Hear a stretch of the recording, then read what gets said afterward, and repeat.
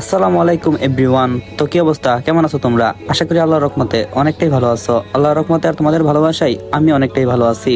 তাই তো তোমাদের জন্য নিয়ে আসলাম কে আমার আপনজন গল্পের পার্ট 2। তো আর বেশি কথা না কইয়া চল আমরা গল্পটা কন্টিনিউ করি।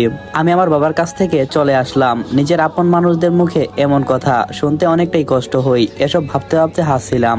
ঠিক সেই সময় পিছন থেকে ভাইয়ার কণ্ঠ ভেসে আসলো, কিরে কামান্ডার সাহেব কেমন আছোস? আমি বললাম ভালো, তুমি? ভাইয়া বলল এই তো ভালো। আব্বুর সাথে আর আম্মুর সাথে দেখা হয়েছিল? আমি বললাম আব্বুর সাথে কথা হয়েছে, আর আম্মুর কাছে যাওয়া হয় নাই। ভাইয়া বলল চল আমার সাথে তোর ভাবিকে দেখবি। আমি বললাম না, কালকে দেখবো। ভাইয়া বলল কাল দেখবি কেন? আব্বু কিছু বলছে?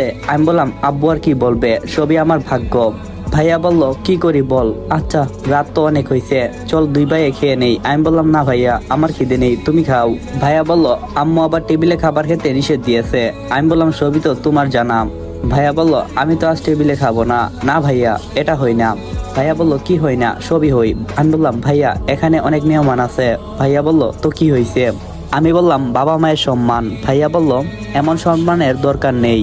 আমি বললাম তুমি যদি টেবিলে না খাও তাহলে কিন্তু আমি আর বাড়িতে আসবো না। এই বাড়ি তোর, তুই আসবি না মানে? আমি বললাম বলতাছো? ভাইয়া বলল হ্যাঁ। আমি বললাম তাহলে আমি আজই চলে যাব। ভাইয়া বলল কি বলিস? আমি বললাম হ্যাঁ চলে যাব।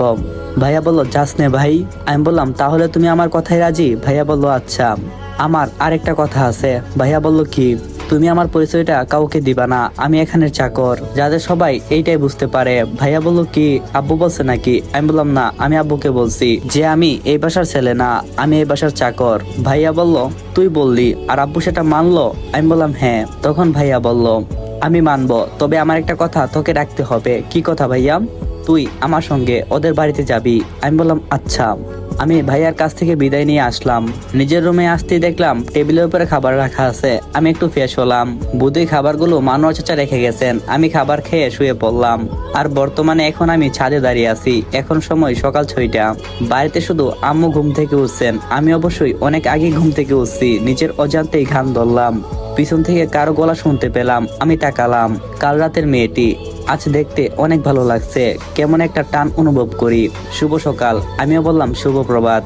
মেয়েটা বলল এত সকালে এখানে? আমি বললাম কেন, আসতে মানা নাকি? মেয়েটা বলল আপনার বাড়ি, আপনাকে আসতে কে মানা করবে? আমি বললাম মানে?